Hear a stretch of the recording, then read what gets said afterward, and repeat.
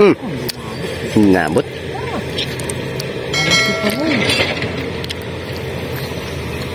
Yun nabot.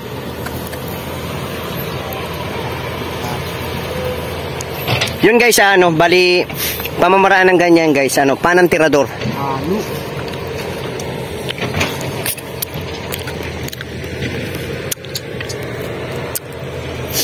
Wala. Ulat tayo, ulat. Grabing init guys. Crunchy baby. Crunchy baby ang init. Ayun o. Ayun o. Ayun o. Ayun o. Ang lalaki nga eh. Ayun o. Ang lalaki. Crunchy baby lang guys yung init. Yun lang. Kaya yun talagang delikado ditong pwesto na to guys. Yung kitang kita nyo na walang silungan. Naglalagablab sa apoy. Isaws, kung malapit ka lang sa amin, araw-arawin ka namin. Dayo lang, guys, dayo lang kasi kami dito.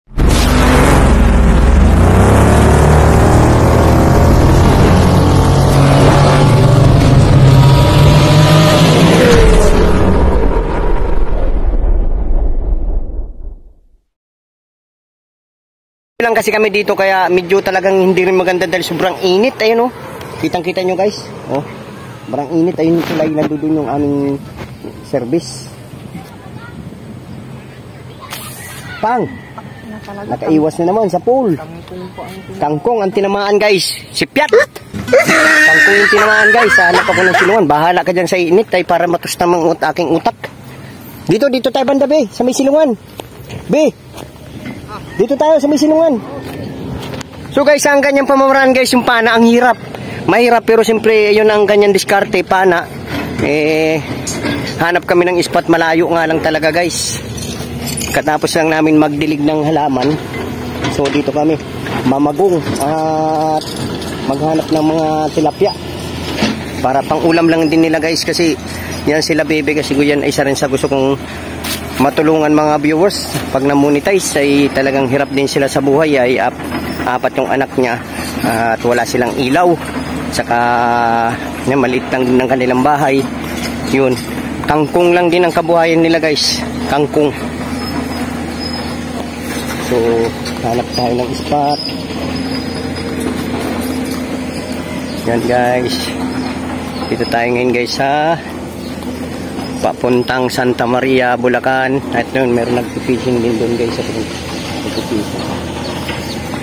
So, hanap kami ng mga pagong guys at saka tilapia. So, lintik din talaga guys yung init.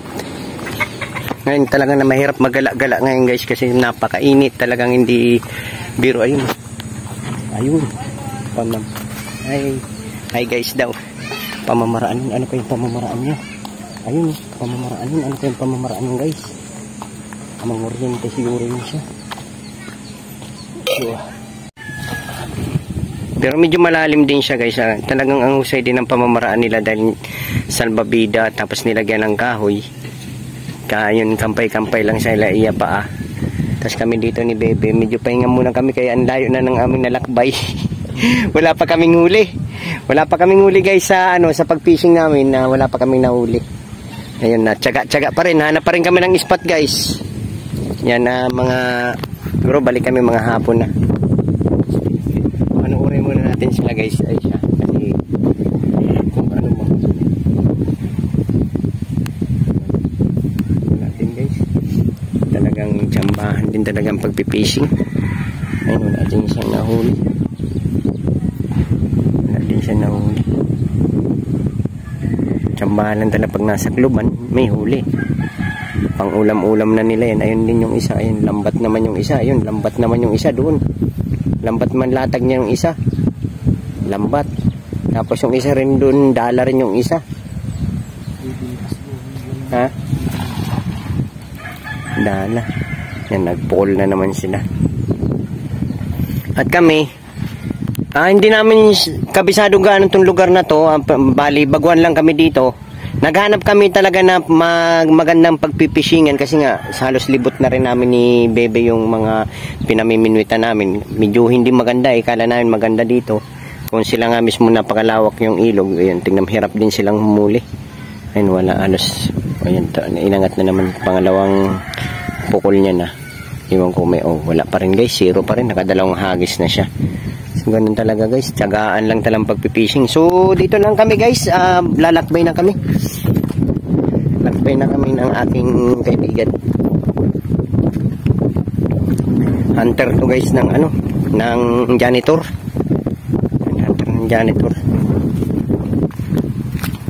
Nakanapsak pa siya guys ba, para bang estudyante. Ayan guys, oh. Ayan, kalang murag estudyante guys yung kasama ko guys, kasi nakanapsak pa. Ang laman yan guys, lambat. So mga followers, mga viewers, maraming salamat sa sulit na sumusuporta saan man kayo naroroon guys, mga OFW. Ingat kayo palagi guys, at sa mga paggala ng ganito katirik yung araw wala tayong magawa guys, kaya naghanap lang kami ng content at mga spot. Talagang grabe, kailangan lagi kang may baon lang ng tubig yan guys, para hindi tayo guys ma heat stroke. Yun guys, ayan, tignan nyo, kita mo naman dinadaanan namin, parang murag apoy. Ayan guys, Grabe. murag apoy guys. So maraming salamat guys sa Solid Pan. God bless. Daming aratilis mo. Yan, puro aratilis. Ayan mo, daming bunga. Mamaya kukunan kita. Ayan, lahat siya aratilis. Dito kami guys. Ayan, dito, ito medyo kalmado yung init. Grabe. Kasama ko si Bebe. Ayan, ang daming aratilis. My favorite ng aking asawa, aratilis. So siya lang palulusungin ko. May dala kaming lambat. Nandito kami sa ilalim ng puno. Dito lang ako. Yan. Grabing init guys. Yun, tiyaga ni Bibi nandun siya. Mana. Yan, spot namin.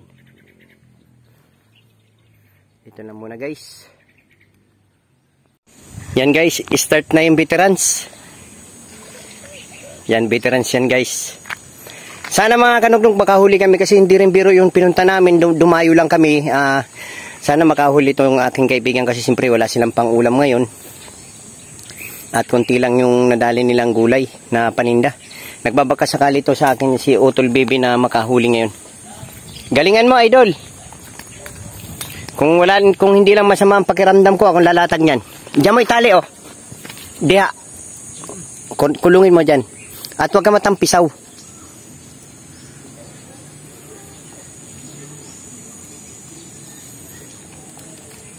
Isang latag kaagad, 10 kilo.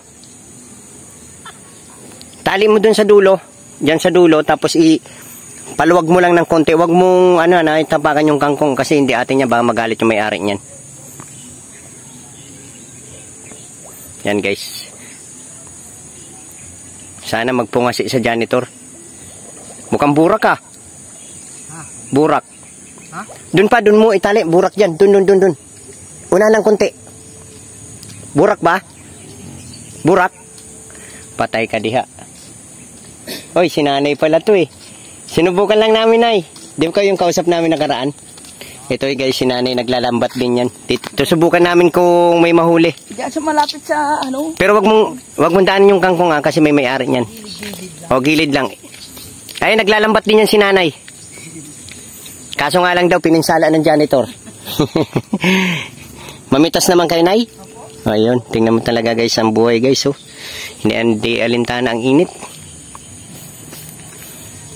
Kami rin guys, hindi namin alintala ang init. Ayun si Bebe Yan. Oo, naglalambat din yun. Kaya galingan mo, babae pa yung naglalambat dito.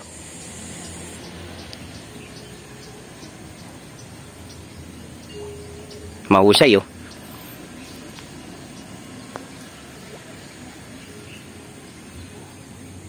Nako. Sige.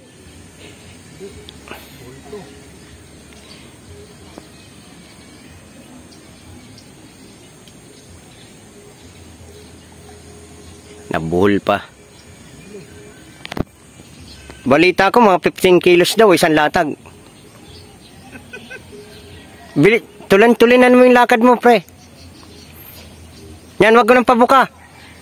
Wag nang pabuka.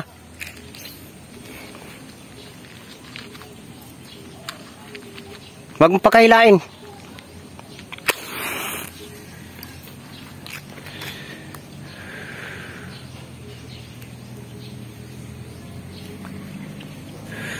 Wag mo batakin. Ladlad mo lang na ladlad. Wag mo batakin. Para makababa ka agad. Dadaanan ka sa ilalim ng tilapia. Malalim ba?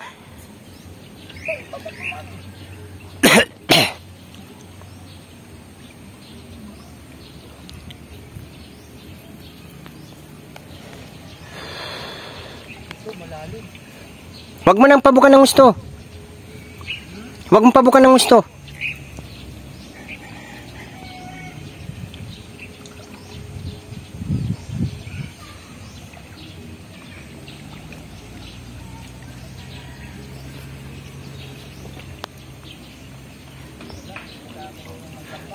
Ha? Wala? Walang bumangga? Eh, tiklop mo na.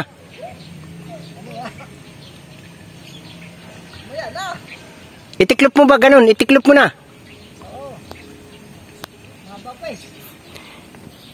As dyan ah.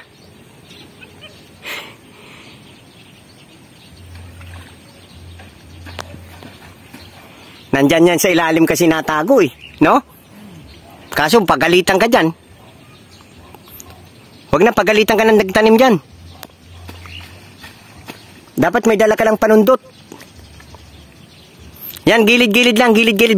Kotaw-kot, ganun. Ganun, yung ganun labo-labo. Ganun dalawang kamay. Hindi. Pre, pasok ka sa, yan, labo-labo. Yan, pababa.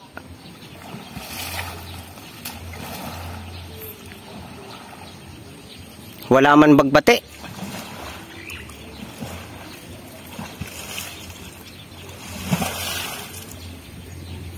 At least nakaligo ka.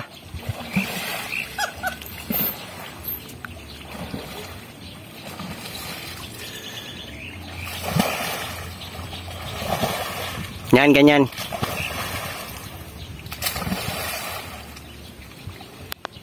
Daming gabi. Daming gabi, oh. Daming kangkong. Problema, guys. Baka pagalitan kami pag nakita kami may-ari ng kangkong, ba mapinsala. Pero hindi naman namin, guys, inaano yung naakaso yung mga isda pupunta dyan sa ilalim ng kangkong. Tatago. Yan.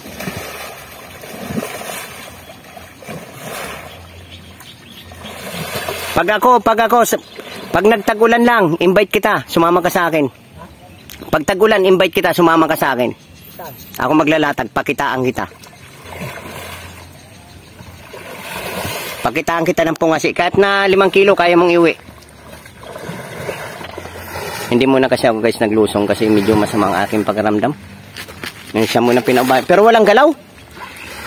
Walang galaw. Walang galaw eh.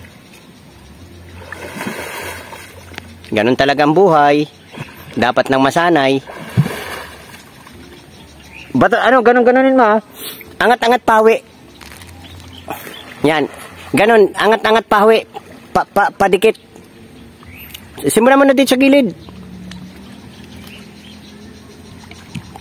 Pasinsin. Paganunin mo. Ito. Uy, hindi ka marunong magkuha niyan? Ay, kaya mo yan. Ay, sus ko, Ginoo. Sige na, sakalin mo ba? Sa buntot ang hawak. Sa buntot, yan, payakap sa buntot, tapos sabay diin. Sige, angat mo. Angat mo, taas, tapos sa buntot, pailalim, payakap hanggang sa tinik. Pagdating sa tinik, piga. Pigang malakas. Sige pa, pagdating sa tinik. Ay pang ano. Ay, sus. O sige, gano'n lang, batunin mo na lang, balutin mo na lambat, mamakawala pa. Ako na magtanggal, ganito lang yung mamaya. Pagtanggal ko niyan mamaya, sige na, kapalubat na tayo. So guys, hindi ko na siguro update kung paano kami maglaano ng lambat. Kasi nga, palubat na yung aking pamblog. So guys, ay nako. Anong nahuli? Ito. Nasaan? Ayun na. Sus ko, nangapal sa hito. Nangapal sa hito, guys. Matay tayo diha. Hindi tayo makapaksiw. Wala man tilapia. Mayroon tilapia dyan. Ang problema, hindi nabangga. Ayan guys, hito. Hito lang. Pero ba't ang pamo mukhang hito? Ayan o. Putik. Burak doon eh. Burak. So kala namin swertein tayo. Tingin mo, nangitom na yung lambat. Anong desisyon natin yan? Tayo. Uwi na lang siguro kami guys. Kaya hindi man kami pinalad sa paglatag namin mga kanugnog. So tanggalin na natin yung hito. Hindi dyan, hindi dyan. Ito na yung sabitan dito, dito yung sabitan. So wala kaming huli mga kanugnog. Ayun, isang pirasong hito at saka janitor. So yan, tanggalin muna namin to guys kasi medyo hindi to veterano magtanggal ng hito. Ganito lang yan, pagtanggal ng hito niyan. Hawakan mo lang sa puwet. Tapos sabay sakalin mo. Ayan. Yan guys. Walang huli. Janitor ah. Janitor. Yan, puro janitor prax. Yan, janitor. Ayan. So, dito na lang. Maraming salamat sa sumusuporta. Ayun, ang huli ni Bebe, pamaksiw. Paksiw. Iling-iling siya guys kasi wala kaming napala. So, maraming salamat. Turo sa iyang hito. At least, pinahuli. Yun. Thank you, Lord.